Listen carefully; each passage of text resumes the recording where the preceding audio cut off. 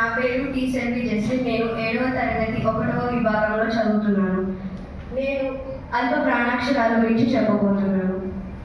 హల్లులలో తేలికగా పలికే అక్షరాలను అల్ప ప్రాణాక్షరాలని అంటారు. తబల, దయ, పనస, డమరు, జడ, బలపం, టమాటా, కడవ, చలం. అచ్చులతో పొట్టిగా పలికే పదాలని హ్రస్వాలు అంటారు. ఆ, ఈ, ఉ, రు, ఏ, ఓ. ఉదాహరణ: అల, ఇక, ఉమ.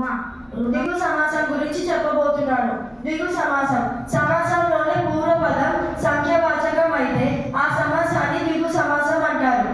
ఉదాహరణ: 3 లోకాలు, అష్టదిగ్గజాలు, 5 రూపాయలు. విభక్తి ప్రత్యయాలు చెప్పబోతున్నారు. విభక్తి ప్రత్యయాలు: ప్రథమ విభక్తి దుమ్ము, ఊరు. ద్వితీయ విభక్తి నిన్ను, కూర్చి, గురించి. తృతీయ విభక్తి చెత్త, తొడంతో.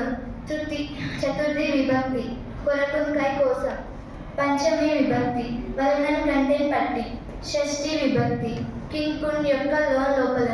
సప్తమి విభక్తి అందున్న, సంబోధన. ప్రథమ విభక్తి ఓ, ఓయి, ఓయి, ఓ. ఈరోజు నేను వాక్య భేదాల గురించి చెప్పబోతున్నాను.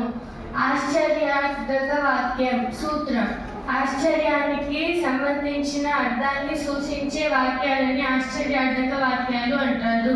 వీటిని ఎలా గుర్తించాలి?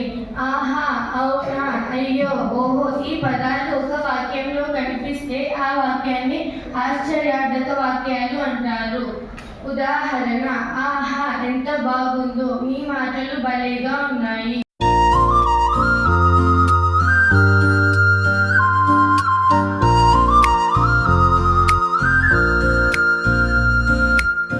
सपनों को बस्ते में रख कर चले हम, उम्मीदों के पथ पर घर से चले हम।